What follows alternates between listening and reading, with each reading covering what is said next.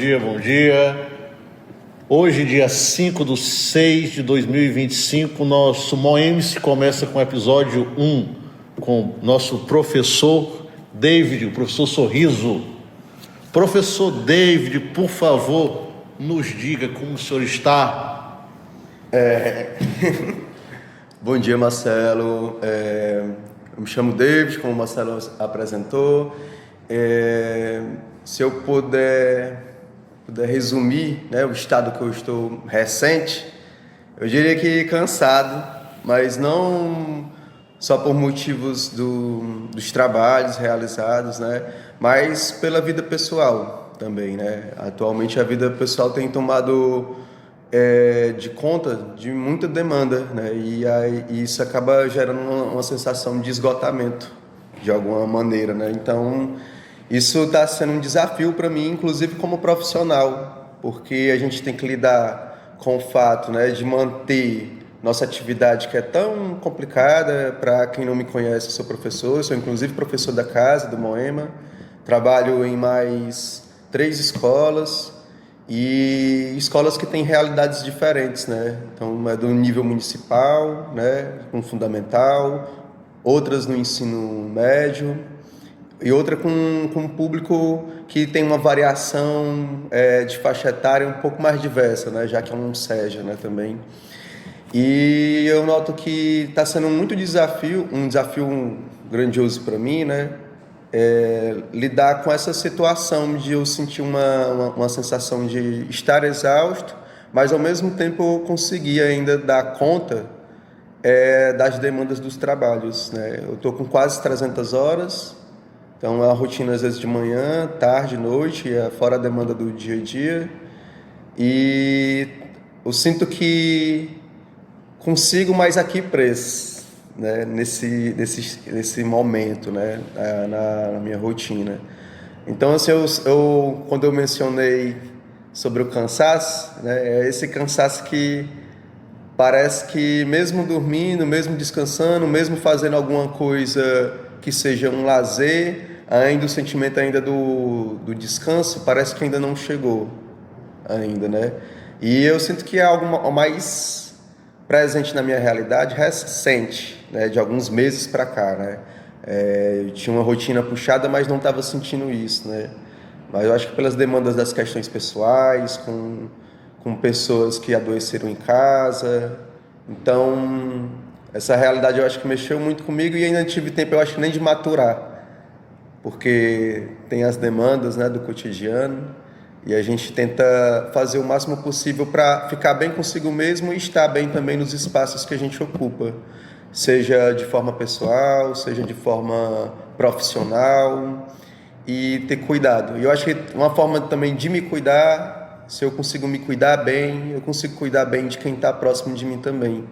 Então eu penso que se eu consigo direcionar, e é um desafio às vezes se cuidar, né, pelas demandas que a gente tem no dia a dia, a gente consegue inclusive ser um bom profissional também, né. Então eu penso que o descanso é fundamental, não é a questão de um luxo, é algo inclusive político, né? Eu acho que descansar é uma forma de existir para a gente conseguir inclusive construir espaço com as pessoas, né, consigo mesmo, que a gente consiga ser potentes, não só potentes, mas ser agentes transformadores, né. Eu acho que a gente que trabalha na educação, né, e se preocupa com a educação pública, a gente pensa ela num sentido muito transformador, de transformação de vidas, de animar sonhos, transformar aquilo que a gente acha que está fadado ao fracasso, quando a sociedade diz que não, quando a família diz que não, quando a instituição diz que não, a gente aposta no sim e às vezes consegue transformar juntos, sonhando, buscando se libertar de medos, né?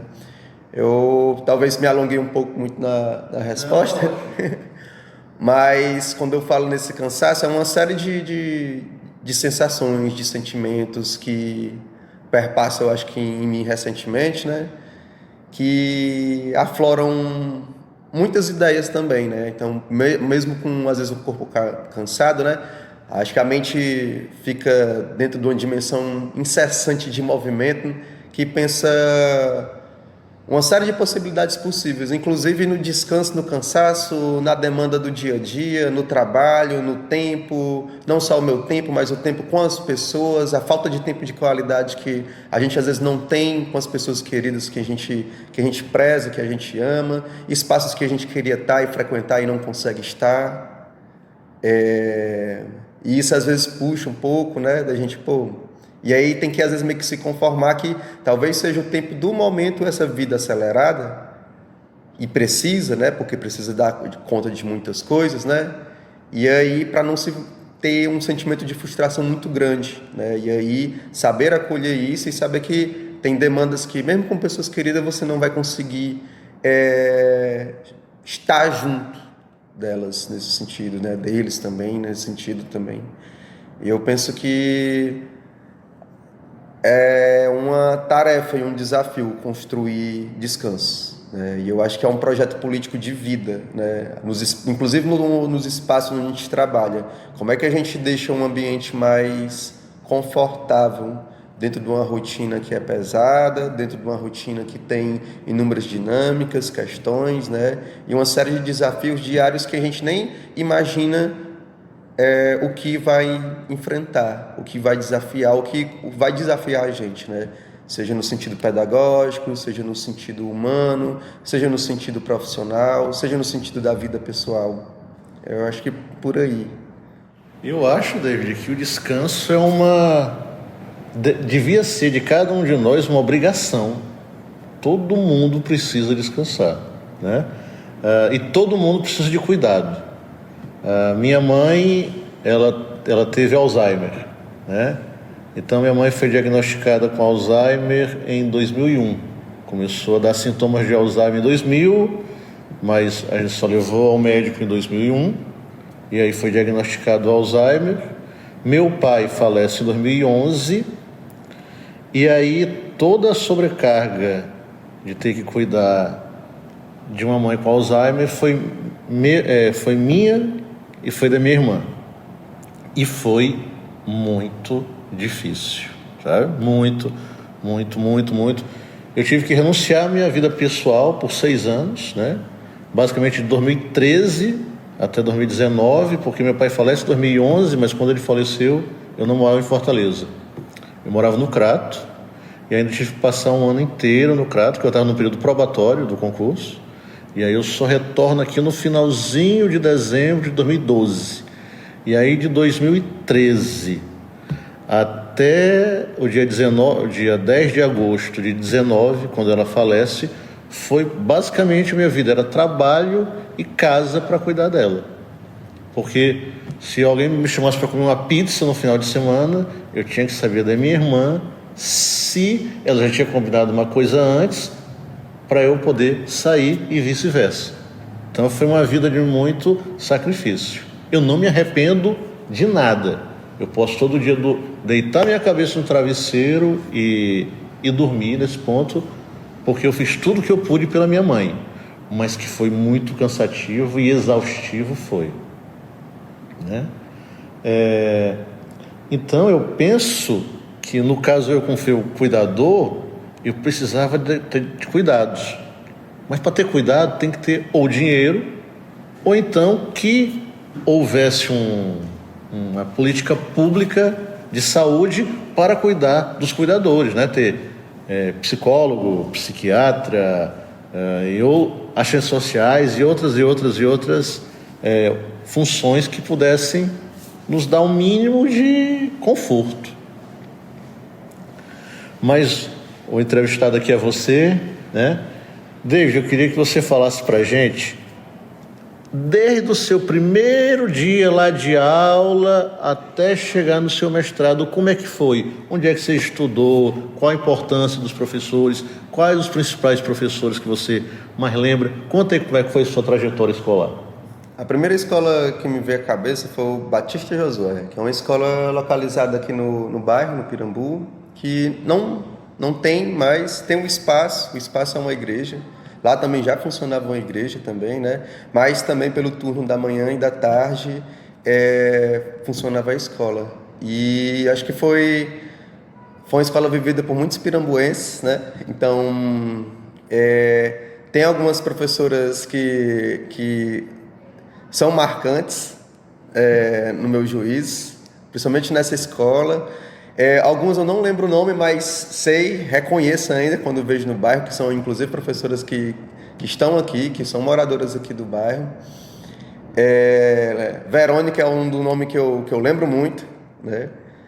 E depois dessa escola, que foi a primeira escola que eu estudei, que eu fui para uma escola que era vizinho lá de casa, chamada Gênesis, né? Então eu estudei lá uma parte do meu fundamental. Eu acho que na época devia ser uns R$13 a mensalidade, uma coisa assim, mais ou menos esse valor, né? E eu estudei lá em torno de uns 3 anos, por volta de uns 3 anos. Às vezes eram séries juntas, na mesma sala, segundo e terceiro ano, então... Como é que funcionava isso? Às vezes uma professora que dava aula para as 2 turmas. Era um pouco comum, inclusive algumas escolas têm pessoas próximas, né? A mim, que às vezes quando o professor faltava, a professora faltava, quem pastorava era a vizinha, o vizinho. Então tem uma realidade às vezes um pouco outra, um pouco diversa, que as escolas particulares, né, eram escolas pequenas, né? Então não eram escolas de médio porte, nem escolas de grande porte. Então, assim, foram 2 escolas particulares, na verdade 3 escolas particulares que eu estudei, né? Era uma, que é essa primeira, o Batista Josué, posteriormente o Gênesis, né, que era vizinho lá de casa, que era uma casa que virou escola, né? Se tornou escola. E uma maior, que eu fiquei um período de 2 anos, que foi Nossa Senhora das Graças. E aí eu tive apoio de algumas pessoas para estar lá, que era uma mensalidade um pouco mais cara, já era uma escola, acho que considerada de um médio porte aqui para o bairro, né? E aí consegui, né, apoio de uma professora que era inclusive diretora dessa escola que eu estudava vizinho lá de casa, né? Apoio no sentido de material didático. Aí eu consegui apoio também de fardamento para tentar conseguir ficar um período nessa escola. Mas aí foi um disparate, né? Mesmo muita gente estudando no bairro, eu sentia que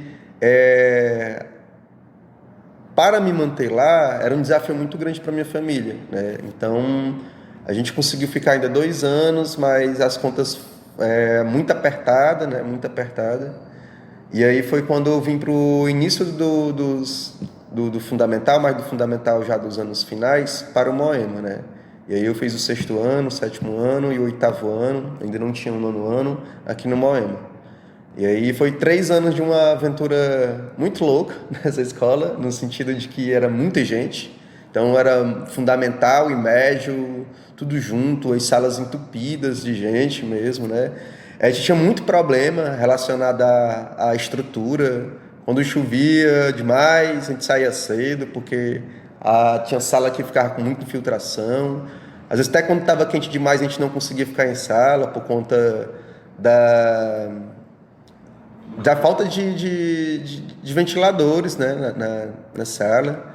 E a gente, por estudar do lado de uma delegacia, e não como era tudo aberto, virava uma atração, porque a gente via muito movimento de presos chegando, né? Então, pessoas que foram detidas. Então, às vezes atrapalhava muito a aula isso também, né? Então, virava gente que passava fora na rua fazia enxame com quem estava dentro, e quem estava dentro fazia enxame com quem estava fora. Então, era uma dinâmica muito grande, mas tem uma pessoa fundamental que contribuiu muito com minha formação, acho que de incentivo e de acreditar em mim, a professora Vândia. Olha, uma lenda.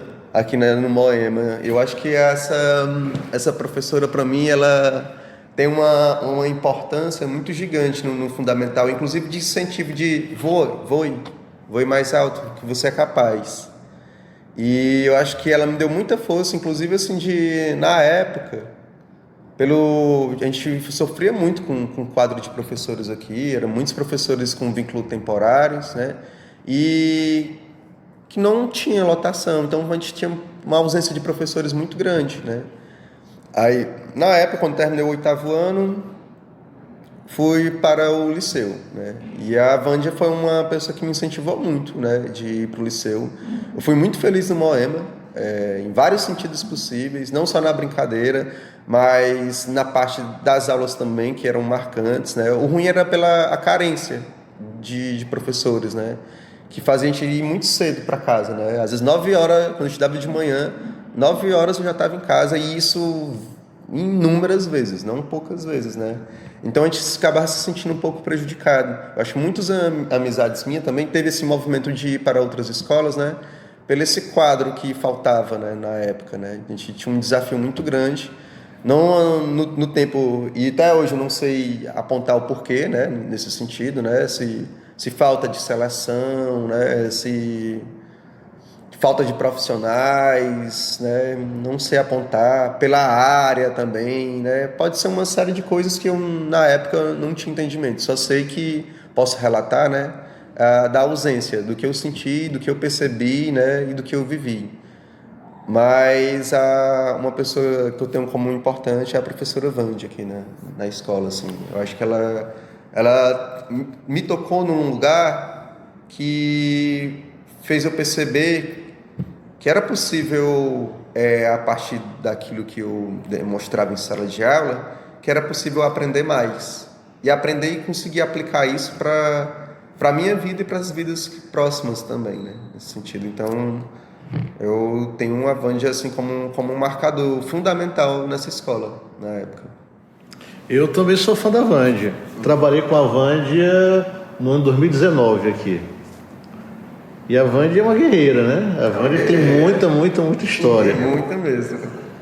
Voltando à Vândia, a questão da que a Vândia incentivava o voo. Eu, como professor da casa, eu observo que os alunos têm pouca vontade de voar. É como se o mundo se resumisse somente aqui nesse bairro. Não tem vontade de conhecer outras coisas. É uma impressão que eu tenho. O que você pensa disso?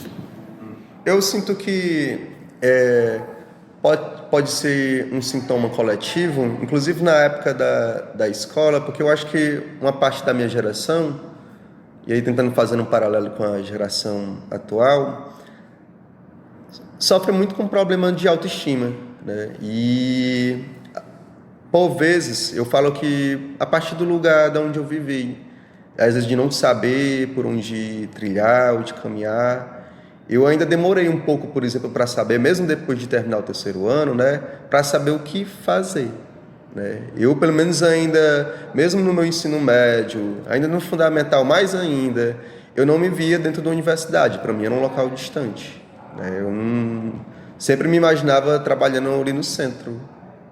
Quando se pensava em trabalho, principalmente no ensino médio, eu olhava os muros da UFC e para mim era distante. Eu acho que o que me fez também despertar foi a entrada de um amigo próximo na universidade e ver que era possível também, né? Só que esse amigo próximo ainda era dentre das amizades, era uma pessoa que tinha um pouco mais de acesso, no sentido de estudou em escola militar, os pais já eram pessoas formadas, que era muito distante da realidade da maioria da gente, né? O meu pai, quando eu ainda estava criança, trabalhou como assessorista, né? Meu pai já trabalhou como flanelinha, agora ele trabalha com ar-condicionado, mas e a realidade de diversos pais, mães e das pessoas que ainda têm pais aqui, que muitas pessoas são, né, criadas pelas mães, avós, né?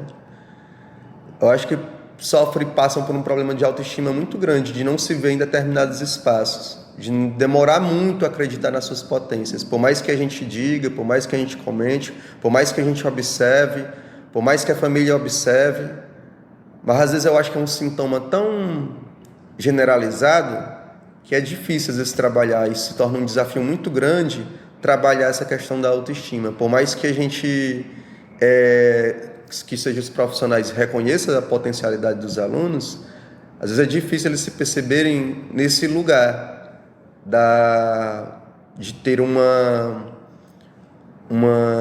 vínculo consigo mesmo, que eles consigam se desafiar, né, e conseguir realizar coisas, né, nesse sentido, né, ou seja, pessoal, no sentido acadêmico. E com a geração de agora, né? E tu me fez essa pergunta, e eu lembrei que há 2 anos atrás mais ou menos, uma aluna, por exemplo, ela não entrou de imediato, mas hoje mesmo eu vi, né, que ela entrou em farmácia. Então às vezes às vezes um certo delay, como na minha geração acho que teve também. Muita gente não entrou direto nas universidades, por exemplo, mas passado 2 anos, gente que foi para engenharia civil, gente que foi para engenharia ambiental, gente que passou para medicina, gente que passou para o teatro, gente que foi para outros ofícios, para a área da computação.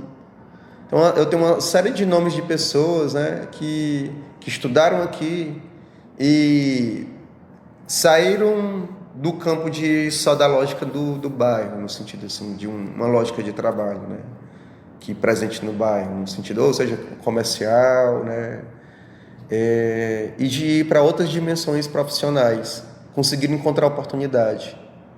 Inclusive, a oportunidade fala no sentido de, por exemplo, se eu pensar no sentido escolar, quando a escola consegue trabalhar esse lado afetivo.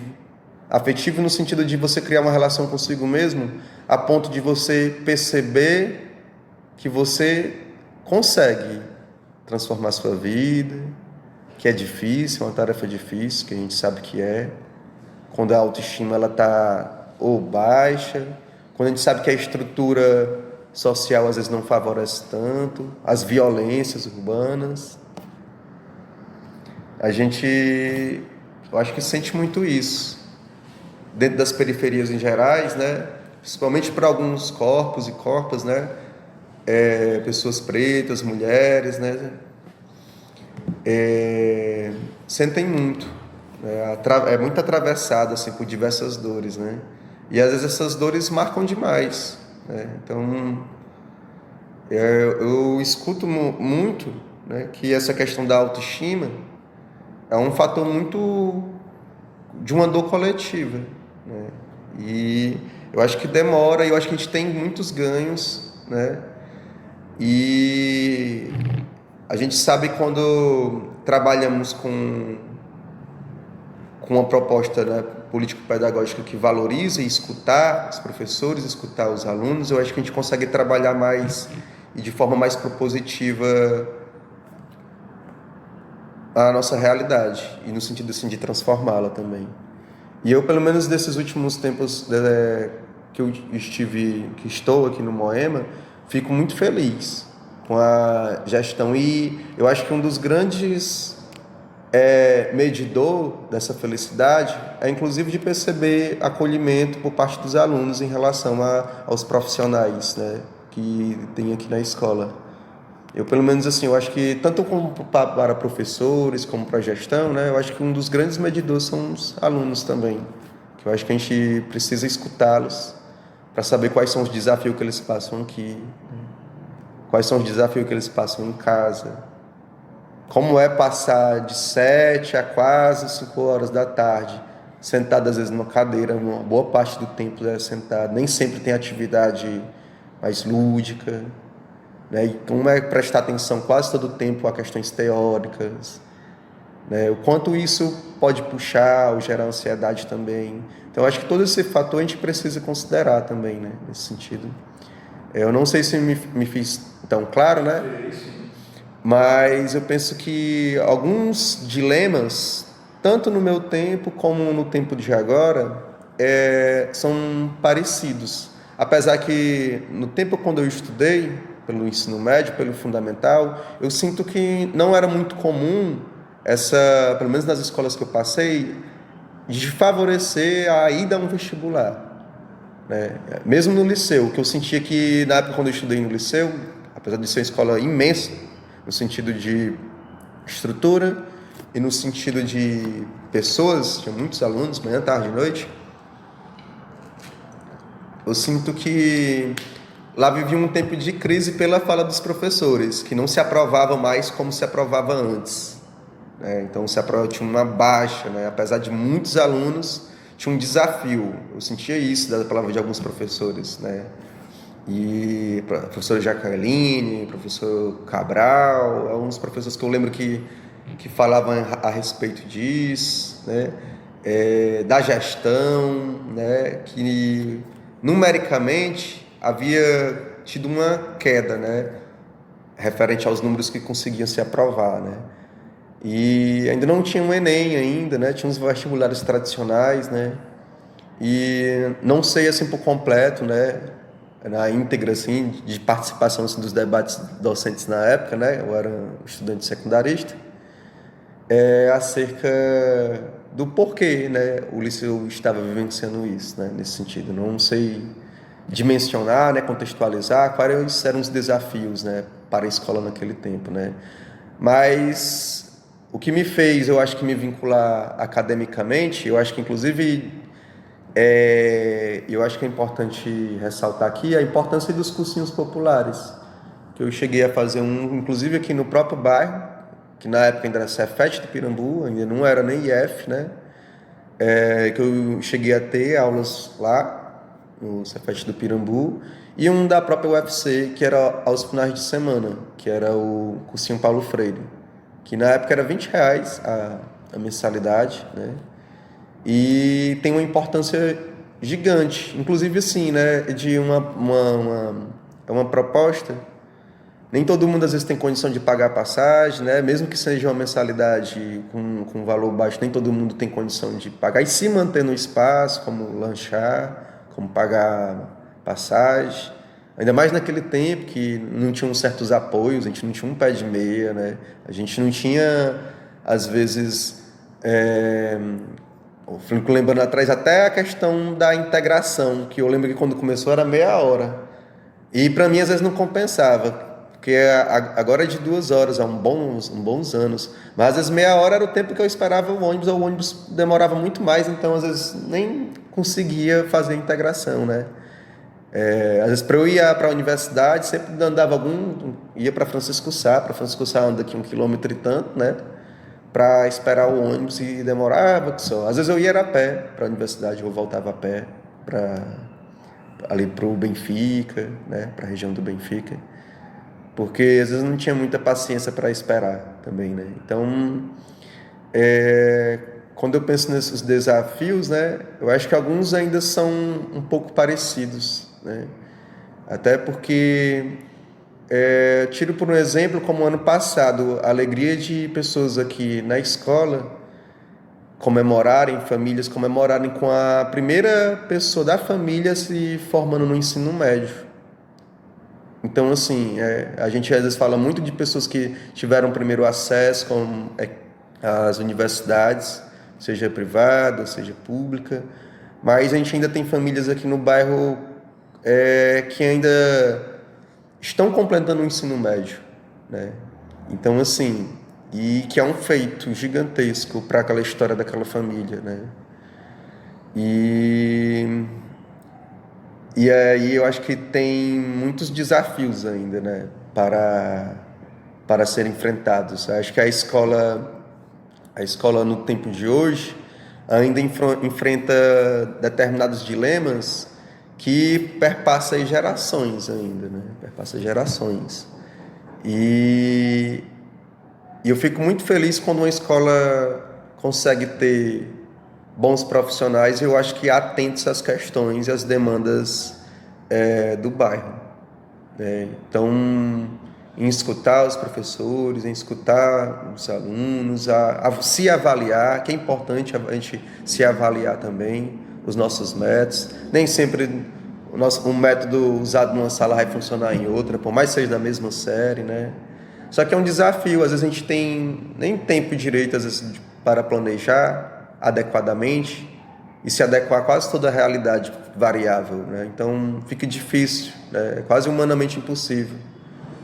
Você fazer isso, às vezes é quase procurar um caminho para um adoecimento, né? Tal hora de tentar atender a todos e todas, né? E às vezes não atende a si mesmo, né? Porque acho que a gente, em questão assim de tempo, a gente fica um pouco embarreirado ainda, né? Por mais que seja um ganho, uma vitória, um terço do planejamento, a realidade que a gente enfrenta hoje demanda um planejamento outro, né? Então, às vezes a gente, para conseguir fazer algo diferente na escola, a gente mexe em um outro tempo e aí acaba, por exemplo, tomando demandas para além do tempo de trabalho.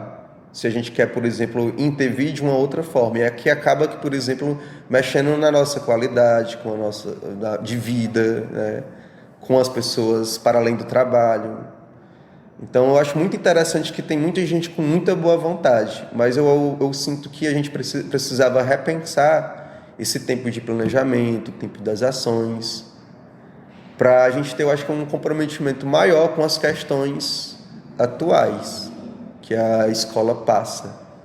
Que eu sinto que é um desafio. Eu acho que esse um terço de planejamento com as novas disciplinas, com o novo ensino médio, não foi pensado ainda de uma maneira adequada.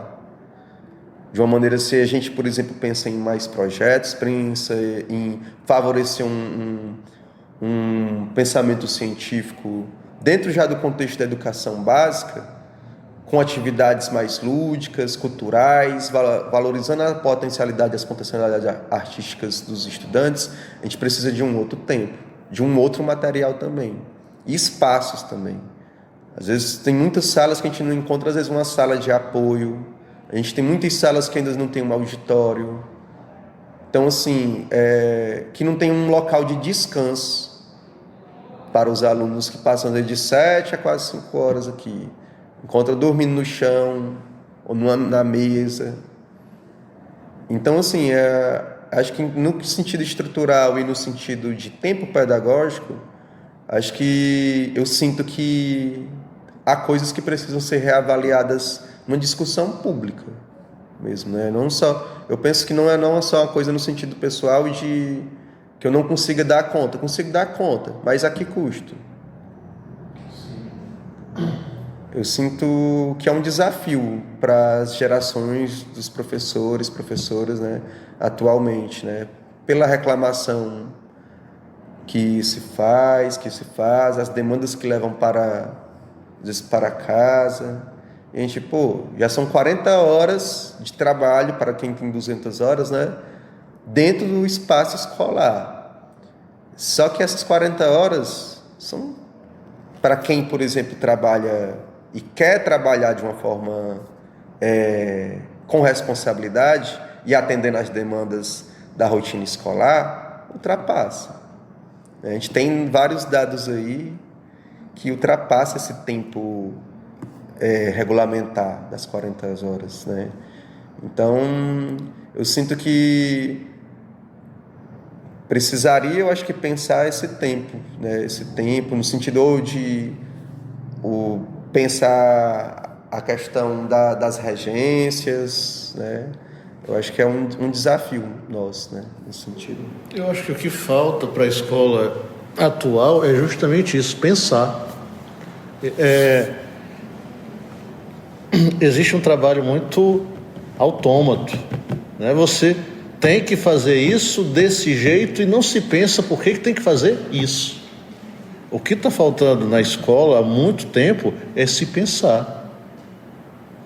Tá, ganhamos um terço para planejamento, mas você pode planejar de várias formas. Planejar não é ficar só preso na escola.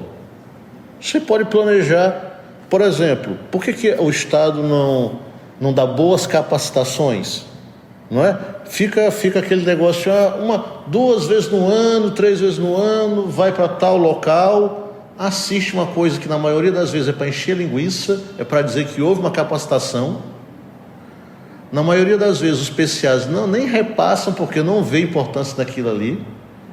E assim vai se reproduzindo essa máquina de dizer que está aprendendo e máquina de dizer que está ensinando. Tem muita coisa errada na educação, muita coisa. E mexer nela é mexer em vespeiro. Por isso que não se mexe, por medo. Lá do Ministério da Educação até no chão de sala de aula. E aí fica confortável para muita gente. E aí o nosso aluno termina o fundamental, termina o médio e sabe de pouquíssimas coisas. E às vezes o que é interessante eles saberem nem sequer foi dado em sala de aula também. Então, tem o lado, tem o lado da escola que peca, como também tem o lado da família que peca, como tem o lado do professor que peca, como também do aluno que peca. Mas eu vejo que lá de cima tem muita propaganda e pouca ação. Sabe? A educação na idade certa. Não, alfabetização na idade certa. Quantos alunos nós temos que chegam aqui no primeiro ano e mal sabem escrever? Mal sabem as 4 operações? Mas fica a propaganda que o estado do Ceará bomba na educação. Eu fico imaginando como é o resto do país. Sabe? E é uma coisa que me aflige e já me afligiu muito, muito, muito mais. Mas voltando aqui a você, David. Você terminou quando o ensino médio? Terminei em 2009. E entrei quando na UFC? Eu entrei em 2011. Então você fez 1 ano do cursinho Paulo Freire e 1 ano do cursinho do Cefet. Uhum. Aí você estudava de domingo a domingo, era assim? Um era durante a semana e outro era no final de semana? Era. Só que nem sempre conseguia ir no da semana, por isso que eu fazia isso no final de semana. Pra poder dar conta da demanda, eu acho que eu precisava, nesse sentido assim, de estudo. Também no final do ensino médio eu também trabalhava, então eu estudava e já trabalhava. Eu comecei a trabalhar aqui pelo bairro, acho que quando tinha 13 anos, de 12 para 13 anos. Trabalhou em quê? Eu cortava pano, era um trabalho alienado, que eu não sabia para qual finalidade ia. Diziam que era para limpar relógio, diziam que era para limpar coisa de carro, então não tenho ideia para que era, mas sempre nos turnos que eu tinha livre, eu ia para esse local passar a tarde ou amanhã, quando eram as férias, era manhã e tarde cortando pano. Era cortar pano e fazer em várias camadas, né? Uns quadradinhos que depois ia ser costurado e ia ser levado para outro local. Eu e uma reca de gente. Então era assim que a gente conseguia ter alguns... conseguir comprar, sei lá, uma blusa, né? Comprar revista que gostava, né? Então, comprar um mangá, que eu gostava de ler mangá também, né? Livros, Um Senhor dos Anéis da Vida, né? Então acho que os meus primeiros livros foram comprados assim, e principalmente quando eu descobri que no Emaús tinha muito livro. Então eu com R$10 fazia festa no Emaús. Então às vezes voltava com 7 livros com R$10. Então assim, eu reconheço inclusive a importância do Emaús na minha vida, no sentido de oferecer meios que era de forma barata, né? E andando. Tinha uma mística, ainda mais que um dia quando estava chovendo, para mim os livros eram melhores, né? Consegui comprar livros bons. Então, e com o dinheiro que conseguia por conta do trabalho. Aí, estágio foi com os 16 anos, né? Com os 16 anos, meu primeiro estágio foi na TV O Povo, onde eu aprendi muito lá, né? A operar um computador, a desmontar, a trocar as peças, né? Fazer a limpeza, manutenção, baixar coisa. Então, assim, tanto da parte de hardware como de software também, eu acabei aprendendo muito. A mexer em iluminação de estúdio, a trocar, então, formatar computador. Eu entrei sem ter esse conhecimento prévio, mas de repente lá a gente estava fazendo uma série de coisas, pintando os caixotes, né, para TV, subindo na Igreja Catedral para montar o transmissor para a Missa do Galo no Natal. Então, assim, uma série de coisas que foram vividas por lá, né, que me fez apaixonar por aquele espaço. Só que foi no mesmo período que eu passei para a filosofia. E pronto. Por que você escolheu a filosofia? Aí tem uma questão. Na época eu não tinha computador, tinha que ir na Lan House, estava tarde. E aí eu entrei na filosofia mais ou menos por acaso, que eu poderia ter entrado em história, porque quem fez a inscrição no Enem para mim foi uma amiga minha, que ela que tinha computador. E eu tinha falado para ela que era filosofia e história. Então, assim, de primeira mão, a ideia era cursar história, porque até então não tinha filosofia no ensino médio, eu não tive aula de filosofia no ensino médio. E tive de sociologia, né? Mas filosofia não. E ela, acho que escutou errado ou anotou errado, e aí ela botou filosofia e pedagogia. Eu quase entrava em pedagogia. Mas aí, ainda bem, por sorte, né, eu entrei em filosofia e fui muito feliz cursando filosofia na UFC. Foi onde eu entrei na minha graduação e consegui concluí-la. Então foram bons anos no sentido, tanto muito feliz assim em relação aos professores e professoras que tive acesso, de estar junto com eles, com elas, professores de lá, da casa, e de fazer muitas boas amizades também, que perduram até hoje, no tempo de hoje, né? Então, assim, a graduação ela tem uma importância muito grande no sentido, inclusive, humano, na minha vida. Eu acho que ela colabora de uma maneira essencial. A pessoa que eu sou, eu digo que tem um papel gritante da filosofia. E logo nos primeiros meses de curso, eu já percebi e senti que era onde eu queria estar. No sentido de eu preciso dessa formação, eu preciso ter contato com essas leituras. Por mais que inúmeras coisas me incomodassem também, não era porque romantizando, mas a força que tinha estar ali naquele curso era muito grande mesmo, né? Já passei por momentos também de desencanto, não tanto na época da graduação, né? Mas no sentido assim, de pensar a questão da rotina de trabalho, os desafios de que é viver financeiramente numa sociedade que a gente vive formado em filosofia, né? Mas eu fui muito feliz lá e as lembranças que eu tenho são lembranças muito felizes, muito alegres, né? E aí posteriormente, depois de cursar a graduação, eu mudei para o bacharelado, mas não concluí o bacharelado, porque foi mais ou menos o período que veio minha aprovação no mestrado na UES. Aí fui ser feliz na UES também, porque foi um outro espaço onde consegui criar bons vínculos, né? Tanto com os professores como lá. Você é mestre em que? O que foi que você estudou? Fale do seu mestrado pra gente. Bom, eu sou uma pessoa que eu considero, às vezes, um pouco difícil para tomar certas decisões no campo acadêmico. Por mim, eu queria estudar tanta coisa. E eu tive uma dificuldade de escolha no que escolher para desenvolver uma pesquisa, né? Eu pensei em Blaise Pascal, pensei em Foucault, pensei em Nietzsche. E aí no mestrado acabei escolhendo por Camus, né? Que foi um professor da UFC que me apresentou, né? Quando eu assisti uma palestra, através daquela palestra me trouxe muita mobilização no sentido assim de como a gente pode articular a filosofia de uma maneira que não só de uma forma exegética, mas consiga relacionar a filosofia com literatura, consiga relacionar a filosofia com teatro.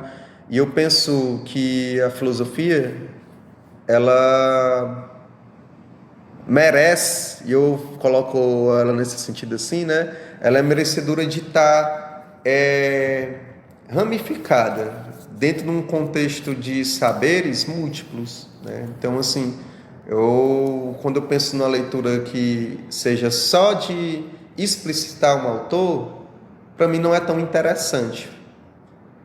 Não é que não seja importante, que é muito importante você compreender o pensamento de alguém e saber explicitar. É fundamental a gente compreender o outro. Isso é um processo de escuta, é um processo de leitura, para a gente poder aplicar aquilo ali, de alguma forma. Mas eu penso que através desses conceitos, através dessas habilidades, através desses conhecimentos, a gente consegue operar a nossa realidade no tempo presente. Eu estudar Platão lá na Antiguidade, como é que eu consigo articular a aprendizagem que eu tenho com Platão, né? Como pensador da filosofia antiga no mundo atual. Será que ainda tem relevância? Que tipo de relevância poderia ter em relação ao conhecimento do belo, do verdadeiro, do justo? Será que ainda tem uma importância pensar Platão na sociedade de hoje, nesse sentido? E qual importância teria nesse sentido? Como é que eu posso pensar Platão dentro de um contexto periférico? O que seria as sombras? O que seria o sol? Qual seria, por exemplo, o que guia como razão as periferias, as pessoas faveladas, nesse sentido. O que seria isso? Como é que seria pensar Platão no tempo de hoje? Então, assim, pensando, né, nessa maneira de não só ser uma pessoa que vai explicitar, eu escolhi o Camus porque ele tem essa versalidade de trabalhar teatro, texto jornalístico, ensaios, e aí texto acadêmico, né? O mestrado do Camus foi ali com o Santo Agostinho, Plotinho, né? Então, assim, pensei ele, né, como um autor muito querido nesse sentido, porque eu penso que a forma como eu penso em fazer filosofia é uma maneira que esteja atenta à realidade concreta, à realidade do cotidiano, à minha realidade, a realidade das pessoas que estão ao meu redor, né? Então eu tenho essa preocupação que no cinema a gente consegue fazer filosofia, na fotografia a gente consegue fazer filosofia. O que essa filosofia, o que essa fotografia, por exemplo, pode construir de conhecimento? Ela tem uma episteme, ela tem uma forma de trazer condições para a gente saber sobre algo. E que tipo de saber é? Qual é a garantia dela fornecer verdade ou inverdade? Como é que a gente pode construir uma narrativa falsa ou verdadeira? E quem diz o que é falso, o que é verdadeiro? Quem é que garante, né, as possibilidades de dizer o que é falso, o que é verdadeiro? Então, assim, acho que articular essas questões, né, com as narrativas que a gente vive no dia de hoje é uma tarefa que pode ser uma tarefa, né, da filosofia. Acho que um compromisso que pode ser tanto no sentido exegético da coisa, de ter um respaldo e uma fundamentação através do que é dito ali nos textos originais, seja nas suas línguas gregas, alemã, brasileiras, porque até que eu acho às vezes uns preconceitos estranhos que tem na filosofia, que quando se diz, só pode se filosofar em alemão, sim, em português não, em tupi-guarani não, em Urubá não. É impossível pensar filosofia fora da Grécia Antiga. Quem que se diz isso? E com qual razão, e com qual finalidade, com qual propósito? E aí às vezes a gente pensa que tem saberes que matam outros saberes, que busca matar. E sufoca por quê? Quer matar por quê? Que tipo de interesse político é esse? Né? Então, que finalidade é essa? Né? Então, assim, eu fico muito preocupado com... Ainda mais quando são saberes que se visam ser includentes e não excludentes. Então, assim, como é que a gente quer pensar a filosofia de uma maneira que vai matar a narrativa de um saber tão potente? É receio? É um ego daquela classe filosófica de não ser a preferida nesse sentido? Então eu acabo pensando nessa direção, às vezes assim que algumas áreas, né, eu acho que buscam se sobressair com muito receio das outras, que têm a sua validade, que têm a sua potência de vida, né, a sua própria narrativa também, e não são narrativas que são criminosas. Eu fico preocupado quando um pensamento ele é criminoso no sentido de incentivar maldade mesmo, banalidade mesmo, no sentido de quando a gente pensa uma filosofia eugenista, quando a gente pensa numa filosofia racista, de uma superioridade de um determinado povo em relação ao outro, quando aqui, por exemplo, como no Brasil, quando o Estado adota uma política de embranqueamento da população, porque prefere determinado grupo a outro. Então isso eu considero que é criminoso e deve ser combatido. Isso para mim não é só diferença de pensamento, não. É um outro pensamento que quer inclusive matar um outro, nesse sentido, né?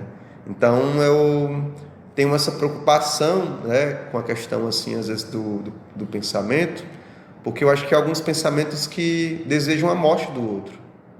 E não só do pensamento, mas da vida, do corpo. Aquele corpo ali não é um corpo para estar em sociedade.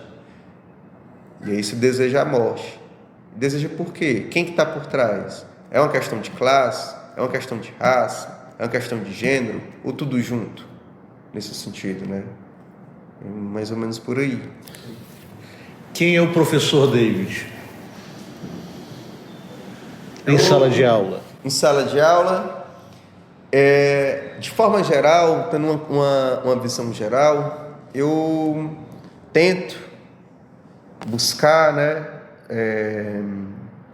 ser compromissado principalmente, né, com os discentes, né, e acho que o meu vínculo, acho que às vezes se faz forte dentro do campo escolar, quando consigo realizar a troca com os estudantes de uma maneira adequada, de uma maneira que a gente consiga criar conexão, inclusive afetiva. E quando eu falo assim do campo afetivo, é da gente saber da nossa importância dentro daquele espaço de sala de aula. Eu acho que quando tem esse respeito e consegue se vincular afetivamente com a importância do saber daquele momento ali, eu acho que é onde a troca acontece e eu consigo me sentir o professor quando há realmente essa troca. Porque eu não consigo me sentir professor nas salas que eu não consigo trocar. Eu não consigo trocar saber, eu não consigo escutar. E aí eu sinto que...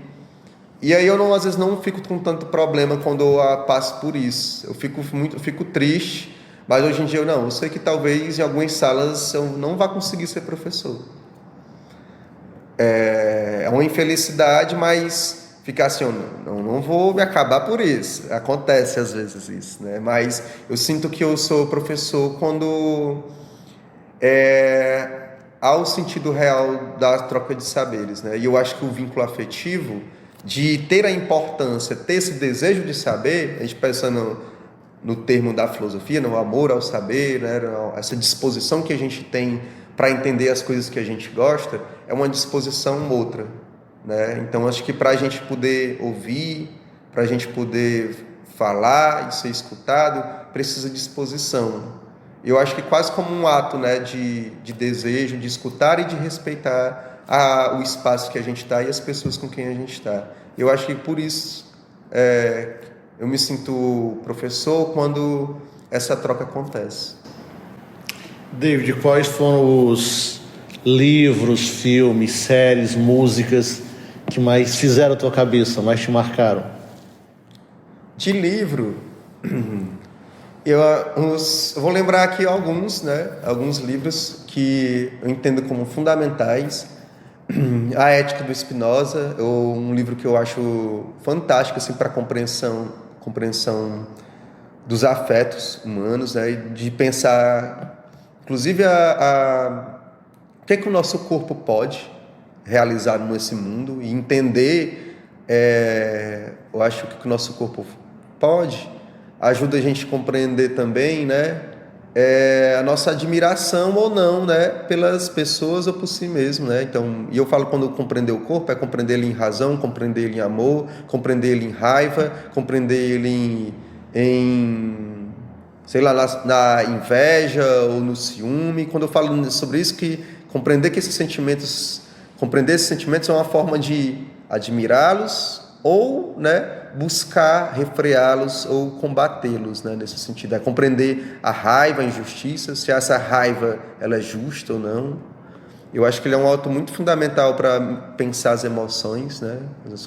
Assim como Nietzsche, assim como Albert Camus, Sartre, Platão. Então, assim, alguns livros, né, que eu consegui, eu acho que ler de uma forma mais adequada, vai desde a tradição antiga, né, como a República de Platão, como a Metafísica de Aristóteles, as Confissões de Santo Agostinho, a Ética do Spinoza, as Meditações do Descartes, outro fundamental para mim, a Genealogia da Moral do Nietzsche.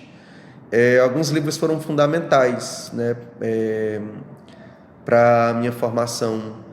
Parte da crítica da razão pura do Kant, não li todo, mas alguns livros ainda tão, como muitos na verdade, né, que eu sinto que ainda gostaria de ter tempo para lê-los de forma adequada, né, porque eu acho que tem muito a contribuir. Assim como a Simone de Beauvoir, a própria Hannah Arendt também, né. Gosto muito de ler escritoras e escritores cearenses também. Então, assim, que estão presentes, que estão vivos e vivas, né? Adoro crônicas, né? O último que eu li foi Pitaia, que é de uma escritora cearense, né?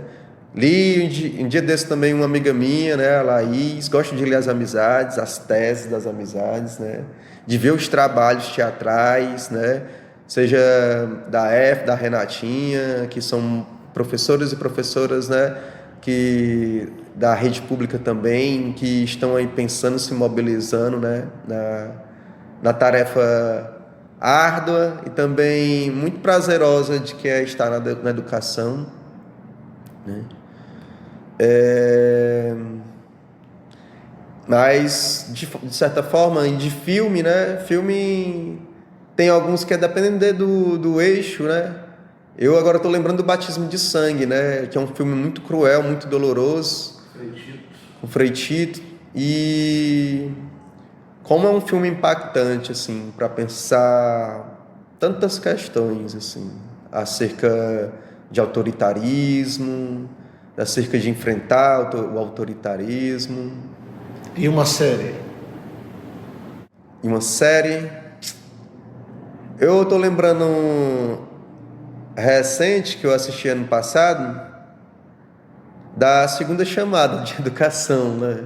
É uma série que foi um achado para mim. Eu não tinha parado para assistir, e quando eu assisti, deu para se ligar demais em acerca de tantos temas, assim, eu acho que perpassa a nossa vida no cotidiano, que a gente é isso aqui que a gente sente muitas vezes, né? Que a gente se perturba, que a gente acolhe, que a gente vive, que a gente sente raiva ou desafio, né?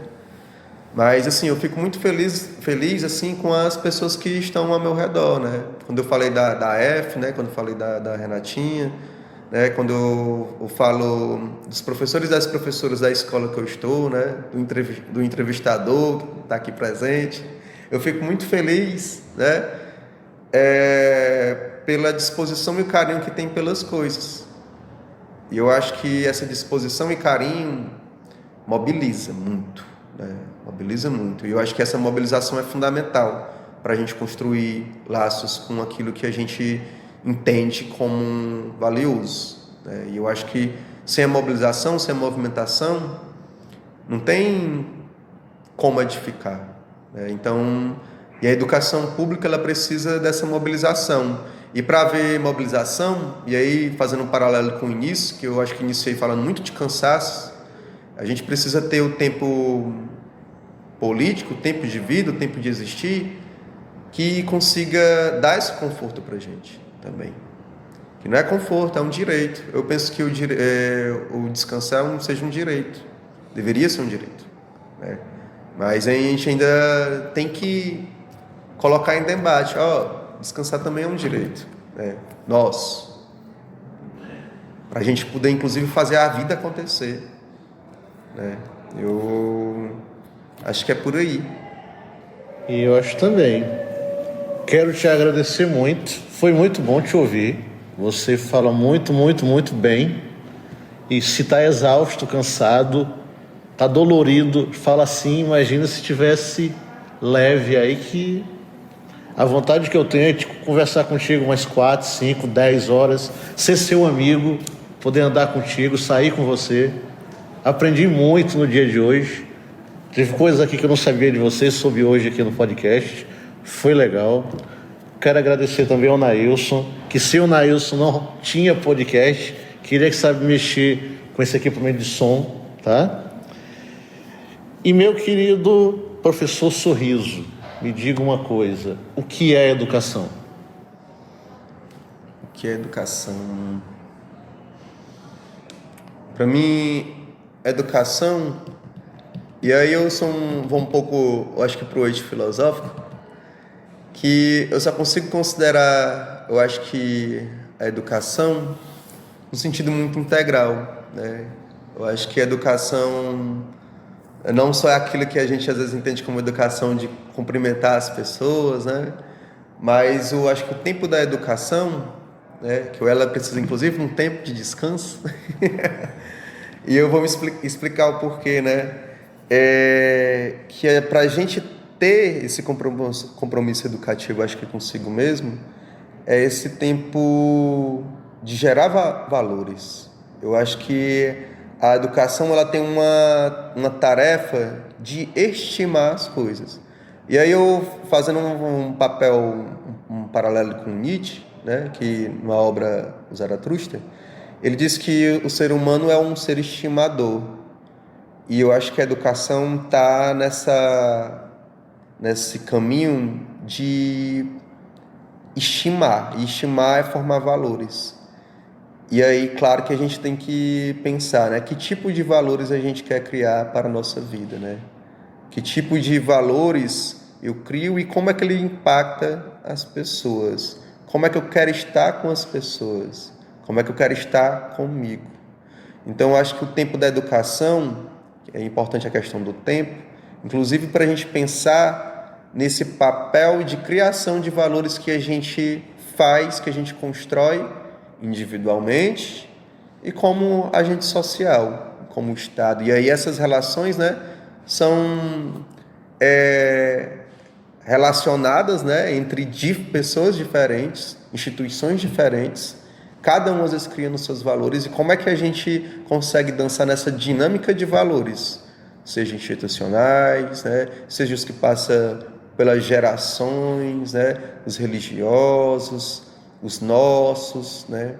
Então, eu acho que a educação, ela quando eu falo no sentido integral e no sentido de formação de valores, nessa questão de estimar, ela passa por uma tarefa que tanto é individual como é coletiva e vira um desafio muito grande, né? Estar no mundo é um desafio muito grande. E consigo e com os demais.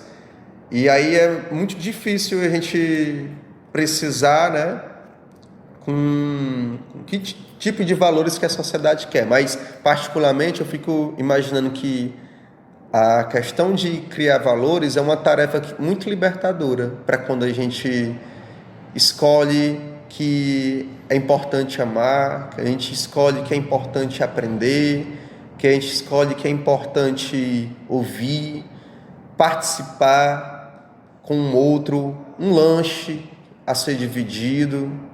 Às vezes sem, por exemplo, para mim, muitas coisas são importantes que não envolvam relações monetárias, que sejam autênticas. E para mim, eu acho que quando eu penso na questão da palavra da educação, né, eu penso que a educação vai muito nesse sentido.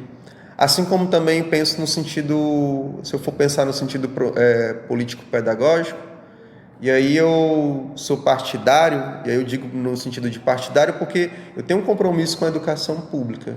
Eu espero que a educação pública não seja precarizada. Eu espero que a educação pública tenha vez, porque a gente sabe que ela é um dever do Estado, mas para se manter um dever, ser um direito e ser respeitado, precisa de mobilização, precisa de luta. Então, assim, dentro no sentido no campo mais trabalhista, né? Eu penso que a educação, ela e tomo parte, né, que ela deve ser pública, prioritariamente pública, nesse sentido assim, uma prioridade para a educação pública, é um dever do Estado, e no sentido de dar assistência e qualidade, e não precarização.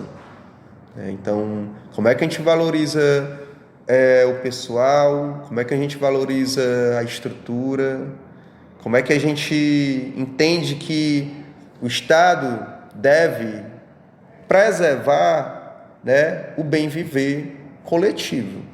Então, quando eu penso em saúde pública, quando eu penso em segurança pública, quando eu penso em educação pública, é o público, não é o individual.